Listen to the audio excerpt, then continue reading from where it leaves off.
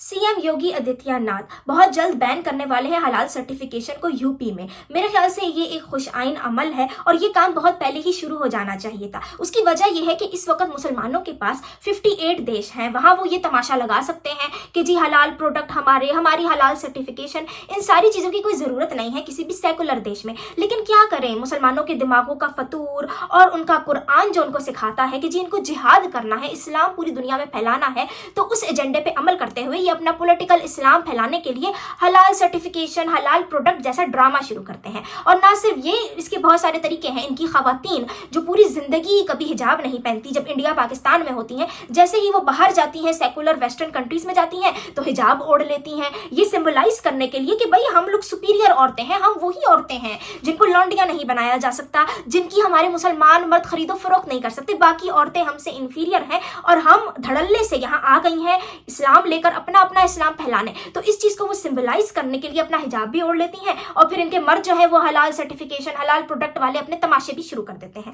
जहां तक बात की जाए इंडिया की, तो जहां पे ये हलाल सर्टिफिकेशन के प्रोडक्ट्स और ये सारी तमाशे चल रहे थे, तो इसकी फंडिंग को ये लोग बड़े गलत कामों के लिए इस्तेमाल कर रहे थे, जैसे कि लव जिहाद के लिए। अब जाहिर सी बात है, इस्लाम से कोई अच्छी बात तो निकल के आ नहीं सकती। ना सिर्फ ये, अगर आप इनके स्लॉटर का तरीका देखें तो ना तो कोई इंसानों के साथ रहम दिली का कॉन्सेप्ट है इस्लाम में, ना ही जानवरों के साथ। तो ये जो स्लॉटर किया जाता है, जो स्लॉटर करने का हलाल तरीका है ना इस्लाम में, ये बहुत ही पेनफुल तरीका है और इसके ऊपर बहुत दफा एनिमल वेलफेयर वाले लोग बात कर चुके हैं और यूके भी बहुत जल्द इस पे अमल करने वाला है और बैन करने वाला है ये हलाल स्लॉटरिंग को, क्योंकि ये एक बड़ा ही जालिमाना तरीका है कि आप एक जानवर की गर्दन काटो और उसको तड़पने के लिए छोड़ दो, और जब उसका सारा खून बह जाए, जिसमें काफी मिनट्स लगते हैं, ठीक है, तो वो उस वक्त तक पूरा दर्द बर्दाश्त करेगा, एक बहुत ही खौफनाक किस्म की उस बेचारे जानवर को मौत आएगी। तो ये इनका हलाल करने का तरीका है और ये हलाल करने का तरीका कभी कभी ये इंसानों पे भी अमल कर देते हैं। जैसे कि अभी पाकिस्तान से एक न्यूज आई है कि एक आदमी ने अपनी फुप्पी को ज़िबा कर दिया। क्योंकि गुस्ताखी का अंदेशा हुआ था। इसके मुकाबले में जो तरीका वेस्ट ने अपनाया है एनिमल को स्लॉटर करने का, वो बिल्कुल डिफरेंट है। उसमें पहले ही एक झटका दिया जाता है जानवर को, जिससे उसकी जान ले ली जाती है, उसको दर्द भी नहीं होता, तकलीफ भी महसूस नहीं होती, और फिर उसको ज़िबा किया जाता है, फिर उसकी बोटियां बनाई जाती हैं। लेकिन इस्लाम तो आपको पता है कि एक टेररिस्ट कल्ट है, तो इसमें तो कोई रहम दिली वाला ऐसा तो कुछ होता नहीं है ना। इनको तो इनके रब ने ये भी कह दिया था ना कि इब्राहिम अपने बेटे की गर्दन पे छुरी चला दे, तो जब ये इंसानों पे छुरियां चला सकते हैं तो फिर जानवर बेचारे क्या चीज हैं। लेकिन मेरे ख्याल से अब ये हलाल वलाल वाले इनके जो ड्रामे हैं ना, ये खत्म होने चाहिए। वैसे इसमें कोई लॉजिक नहीं है। आप मुझे खुद बताएं कि कोई चीज़ हलाल है हराम है, उसमें डिफरेंट क्या है? मतलब मुझे नहीं समझ में आता। वैसे तो ये हर 2 नंबर काम करते हैं मुसलमान, ठीक है, हर तरह की करप्शन इनके मुल्कों में है, हर तरह का जुल्म इनके मुल्कों में है, लोगों की जान लेने में ये एक सेकंड नहीं लगाते।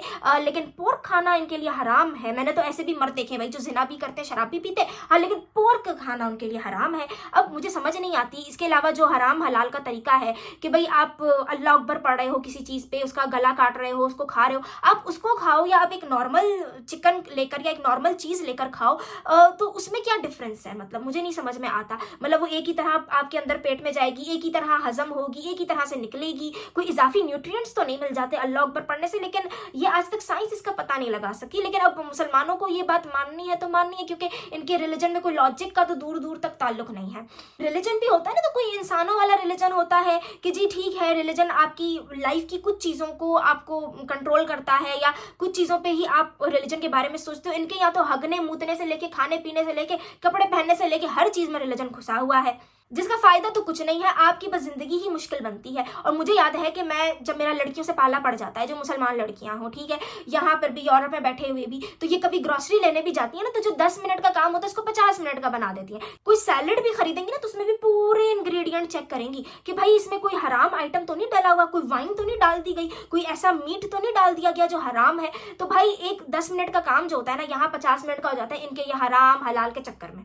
फिर जैसे कि आपको पता है कि मुसलमानों को ना दूसरों की शलवारों में घुसने का भी बहुत आदत है। सिर्फ शलवारों की नहीं, वो लोगों के खानों में भी घुस जाते हैं। मुझे तो याद है कि हालांकि मैं कुछ को बता भी चुकी थी कि भाई मैं नहीं अमल करती तुम लोगों के रिलीजन में, तो मुझे तो भाई अकेला छोड़ दो। लेकिन नहीं, मुझे जब खाते हुए देखेंगे ये तो हराम है, ये तुमने एक ऐसी शॉप से खरीद लिया जहाँ हलाल आइटम नहीं है। अब इंसान को डर भी लगता है। अब हर वक्त इनको बताएं कि भाई मैं तेरे रिलीजन पे अमल नहीं कर रही, गलती से मेरा नाम मुसलमानों वाला है, मेरी जान छोड़ दो, लेकिन ये नहीं, फिर भी आपको नहीं बख्शेंगे। हर मौके पे आपको याद दिलाएंगे कि आप हराम खा रहे हो, आप हराम खा रहे हो। फिर ये कहते हैं कि जी हमारा रिलीजन कोई डिस्क्रिमिनेशन नहीं सिखाता। मतलब आपको क्या इससे आसानी होती है कि आप दूसरे को जताते हो कि भाई तू हराम खा रहा है। मतलब आप दूसरे को निचला दिखाना चाहते हो कि भाई आपके खाने में कोई ऐसी खास बात है, कोई आपका खाना इतना पाक है कि जिसके करीब कोई आ नहीं सकता, और अगर इसको खाएं हम तो पता नहीं क्या हम पाकीज़ा अमल कर रहे हैं, और अगर कोई दूसरा खाना खा रहा है तो वो तो हराम है, तो उसको पहले जता दो कि भाई तू हराम खा रहा है तो तेरा खाना तो हमसे इंफीरियर है। मतलब फिर ये कहते हैं कि भाई हमारा तो अमन का दीन है, ये डिस्क्रिमिनेशन नहीं फैलाता।